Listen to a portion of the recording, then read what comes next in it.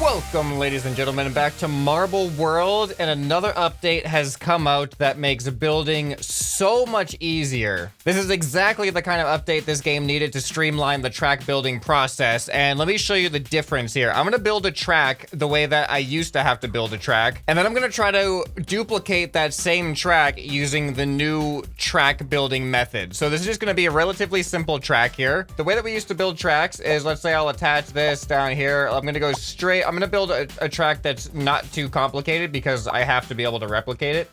So we're gonna go straight down like that, and then let's say we want to curve to the right and downwards. So then I got to go over here, select this, but then you can kind of see that this is a little bit messed up because this is a downwards curve, but it's coming off of a downward slope. So that's like adding downwards into downwards, whereas this is designed to come off of a flat slope and then go downwards from there. So I think that might be it. I don't know. But let's continue along our way down. We're gonna spiral back down and then go straight. So we gotta switch over to this one and then go ahead and turn this down a little bit because it is a marble run. Things gotta go down. And now let's curve the other way, but we're gonna do a wider curve. So now we got to go downwards again, but this time we're going to go with the 45-degree curve, just like that. But this is also one that has to be adjusted. We have to go a little bit more flat like that. I think that should do it. And then we can go 45. How big of a curve is this going to make? I don't know if I've done this. There we go. All right, so that's pretty much a 360. Now we can go back to straight. How much time is this taking? All right, and then after we go to straight, we'll have this curve down by one grid alignment, and I'm gonna do the tightest curve down that I can do. We gotta go downwards curve, and this is gonna go back in the other direction. And this is going to be not just a 360, but 720. We're gonna go around twice, but I also gotta make sure that this is on the right orientation. This has to come from flat like that. All right, I think that's good. So now we go down 1, 2, there we go. I think that's a 720, and then let's have it go back the other way for another 720. There we go. So this is going pretty fast here, right? All right, there we go. That's a 720. Let's go ahead and go straight again, slightly curved downwards. There we go. And now let's create a zigzag. This should be interesting. We'll go wide zigzag first with the 45-degree angle, and then we're just gonna tighten it up as it gets further and further. So there we go. There's that direction, and then back in this direction, and then back in that direction, and then we'll straighten out here. Actually, let's bring it back a little bit, and we'll straighten out in line with the original track. And now we go a little bit tighter. So we go there, there, there. Switch, there, switch. Oh, gotta get closer to the track again. There, switch back, and now we go super tight like this. There. Actually, this can't. Hold on, this actually works better if we go from this. So there. What, wrong one? There. And then I think if we're gonna straighten it back out, we gotta go 90 degrees. And then we'll go straight in for a finish line somewhere. But now let's add some boosts. All right, so this is always a really inconvenient thing too. So if I wanted to add a boost like, let's say right here, that's not too hard. You can see it's kind of like, it's above, they don't align very well like this. But here, let's put these both on. We're just gonna give them very subtle boosts. They're just here to show an example of how this works. And now let's say I want to put a boost right over here. That's not too bad.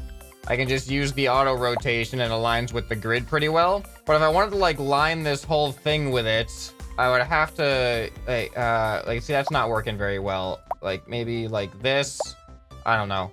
This isn't. I'm just gonna give an example. We're just gonna do that. But if I wanted to go into even more detail and have these one after another, I would go ahead and duplicate this, move it over, move it down to I have to turn the grid off for this. Align it with the track like that. Let me align this one with the track.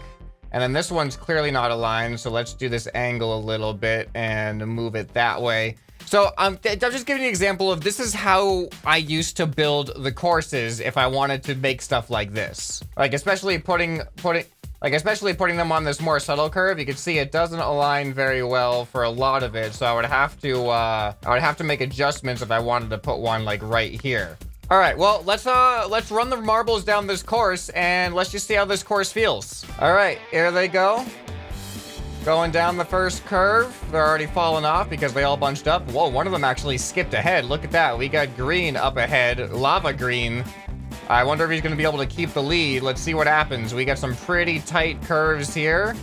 I think I've aligned them all right, so they should all roll down and not get stuck. Pretty sure at least.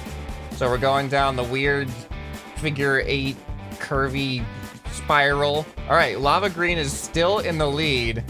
How is he going to handle this section? It looks like he's going to maintain his lead. There's not a whole lot holding them back here, but pink is actually catching up a little bit. Uh-oh, pink almost took the lead here. This could be the section right here that someone could take the lead. But no, he actually secured his lead a little bit more. And now lava is close in the second here. Not that close, though. And it looks like green is going to make it to the end. Does lava have enough speed to overtake? Lava is catching up. But is lava going to be able to catch up before the end of the course? It's getting tighter and tighter and tighter. And green makes it off the end. All right, this is a really slow ending. All right, so now I'm going to try my best to replicate this course, but using the new building method. So what I'm going to do is I'm going to click Align to Surface here in the settings. And then the other thing is actually going to be pretty self-explanatory. So I'm going to go ahead and move this over. So the main difficulty with duplicating this with the new method is just going to be remembering exactly what part is what. But I think I kept it simple enough for me. So now instead of going into here and choosing the straight and going to downwards and choosing all of these, I don't have to go into these menus at all now to do what I want to do to replicate this. So now I have this button here, and this one will actually switch between the wide and the thin ones. So this button, I just got to drag this and click on it to place the next track. So I'm going to go ahead and just click on this to place a bunch of straight tracks down. And it looks like I went to about here. And then I curve to the right downward. So instead of going into the menu, I'm actually just going to curve to the right. It looks like it's a 90-degree curve. And make sure it goes down. So there we go. And now I can click on this, and it looks like I went all the way around. And then I went straight, so I just go ahead and move that straight. So wherever I move this, it's going to follow where my mouse goes and create a curve. All the way, even if I want to do like a 180-degree curve, it'll do that too. So now I did a 45-degree curve a bunch of times here. Hopefully this doesn't interfere with that. I did that until I went, oops, wrong one. Until I went back straight. There we go. Let's go straight again. Are we still going down? Yeah, we're still going down. It's keeping the orientation right. Now I got to do the 180-degree. So I just do that. Click. I did a 720 here. There we go. And then I went, I believe, 180 in the other direction. So click on this, go 180 in the other direction. There we go. And then we go straight again. So let's go ahead and move this out straight, just like that. How many times do we go straight? About that much. And now it looks like 45-degree turn to the right or left, depending on your orientation. And then going back. And then going to the right again. And did I go back again, it looks like? Oh, and then it looks like I turned it to the right here. And then I went 90 degrees. There we go. Yeah, now I'm getting it right. It's hard to actually see the differences sometimes. All right, and then back this way. All right, I think I'm still on track here. I think I've done everything correctly so far. All right, and now from here, we do 180. So let's go ahead and turn 180 degrees that way. And then 180 degrees that way, 180 degrees that way, and then 100, oh, I missed it. 100 and, is this the right one? Yeah, it is, 180 degrees that way. One thing I would like to see optimized with this is I have to move the mouse a lot to get it to change. And sometimes if I'm going from 180 degree to another 180 degree, I actually move off my screen and don't have enough room. If it was a little bit more sensitive, that would be nice. But I think this is just a 90 degree. There we go. And then we just straighten it back out. And... oh, this actually goes... oh, that explains it. I didn't have that on the... this is not going down at all. That's why that was an issue. There we go. All right, and then we just add this out to the end. And I think I did a pretty good job at replicating this, but it was just much, much faster and easier. But now we're not done yet because we still got this stuff. So let me show you what is so awesome about this setting, align to surface. For boost pads, it is absolutely amazing. So check this out. I go ahead and get my boost pads. Now, you'll notice that it is actually on the surface rather than like over here. You see that one got placed above the surface. So I'm gonna go ahead and place that one there. I'm gonna roughly estimate where they are. But now for this curve here, check it out. Look at that. It just follows the curve. It follows the angle. It follows the turn. So if I want to place a bunch around this is just so much easier. This right there is a huge quality of life improvement. Can also do it over here if I want to as well. And yeah, it'll just follow the curve of the road, which is just, it's super convenient. Look at that. So basically, track building has gotten insanely efficient, and I can already see ways in which it can get even more efficient. All right, now that I've actually shown the boosters, I'm gonna go ahead and delete them because they're different variables between the two courses, and I want these courses to be actually identical. And I'm gonna do two things here. First, I'm gonna have a single marble from each course run down the course. We're gonna do one marble, and we're gonna have two marbles race on identical courses. And we're gonna slow down for the finish line, and we're gonna see which marble makes it to the end first. It should, technically, I think it should be identical if everything goes right. We should be looking at a tie here, but who knows what kind of variables might happen. So we got blue versus, I don't like that color. Let's change you to red. You know, let's make it lava. We're gonna do lava versus green lava. So we're gonna have red versus green. Here we go, red versus green. Who's gonna make it to the end of two completely identical courses first? Or will it be a tie? Place your bets now. In 3, 2, 1, go! All right, there they go. They're off to a strong start. They seem to be doing relatively similar in performance, but I just saw a variable happen. I think I saw two different things happen. One of them bounced off the wall further than the other. What's gonna go on here? Are they still identical? They actually do look identical. I thought there was something different happening, but they seem to have... oh no, I think red lava is ahead. Let's see who comes out first. Yes, red lava is somehow pulled ahead. I don't know what did it, what was different between the two runs, but red lava has the lead. Can something happen now to slow the red lava down and have green take the lead? We're gonna find out. All right, oh, it just happened. It just happened. Red lava got caught up on the side of a corner there, or the side of a turn. Somehow he got propelled backwards after hitting the edge. And now green seems to be in the lead. Can the opposite happen, and can red overtake again? It doesn't look like it. We're on the final straightaway, and green finishes first. That was not what I was expecting. I really thought it was going to be a tie.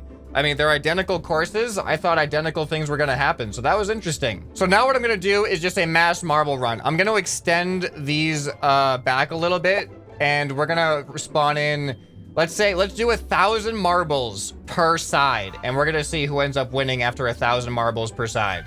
But for this one, I'm actually going to merge the tracks and create a single file finish. So we will have a guaranteed, easy to read finish line standing. All right, check it out. This is looking good. Two identical courses. They're definitely not mirrored. It would have looked a lot cooler if I mirrored them, I suppose, but it would have been a lot harder to copy the other track if I was trying to also mirror it in my head. So one piece of feedback I would have with this is I would really like the ability to have more freedom of angles vertically, because horizontally, I can, you know, go 45, 90, 180, but when it comes to up and down, I can go flat or one tick down. I can't go down any further, and I can't go up at all. And with the amount of control we have over marble runs in this game, going up is just as important as going down, to be honest, because we can put boost pads on those things, stuff like that. So I would like it if I could actually go through the whole grid. Like if I was to actually do this manually by rotating it, we can rotate, you know, all of these different options here. If I could just drag up and down just like that in this new building mode. That would be really, really cool. All right, here we go. I have set it up to spawn 1,080 marbles on either side, which brings us to a total of 2,160.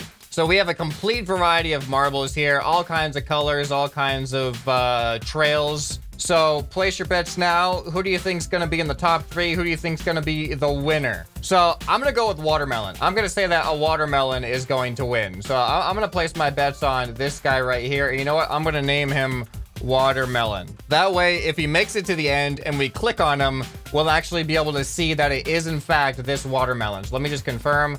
This is marble 71. This is marble 24, and this is marble watermelon. And I'm gonna do another contender, and I'm gonna say this red one right here, which I'm just gonna name red. This is my contender for the right side, and this is my contender for the left side. All right, are we ready? In 3, 2, 1, go! Oh no, I made a mistake. I pressed spawn instead of lower the gates. Okay, we're gonna have to redo that. Unfortunately, I need to find new marbles. All right, we're gonna go with, there's not a watermelon in the front row over here.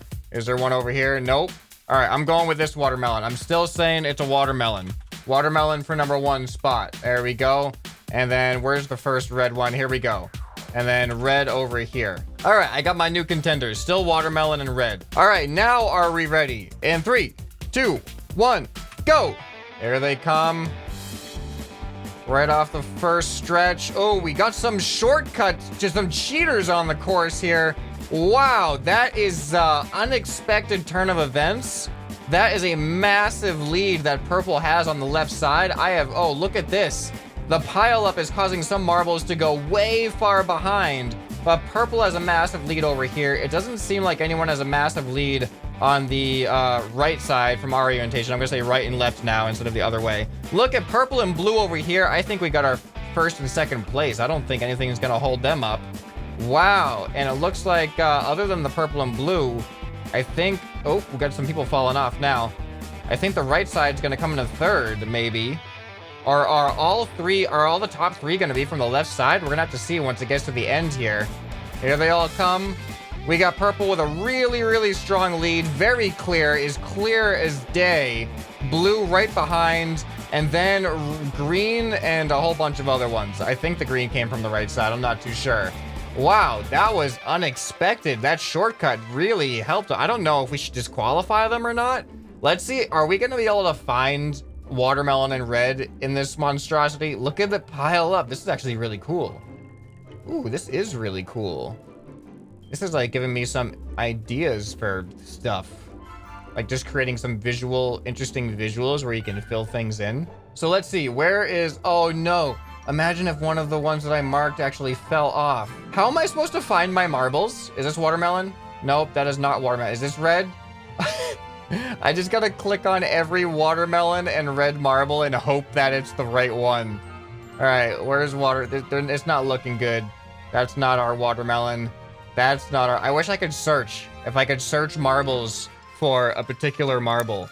Because I gotta find my marble within these 2,000 marbles. I thought they would at least be, like, in the front batch. I'm not seeing any of them anywhere. I found him! I found watermelon! I almost missed him because he was buried underneath this green one. All right, watermelon, he didn't do that well. We got watermelon right here. And red was on the left side, so red has to be somewhere over here. Or on the ground somewhere. I really hope not on the ground. All right, we got a bunch of red right here. Nope. I found him! I found the red! We got red right here.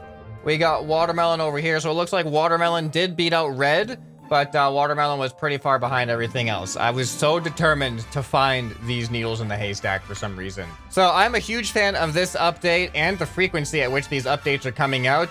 Track building just got so much easier, so much more fluid, and so much less time consuming. I'm looking forward to seeing how this develops even better in the future. Let me know if you guys are interested in more Marble World videos and what you'd like to see in Marble World. Leave that down in the comments below. If you enjoyed this, you'll probably enjoy some other stuff on the channel. You can check that out on the end screen right here. Hope this video has earned your subscription. Anyway, this has been ScrapMan, and I'll see you next time. Bye.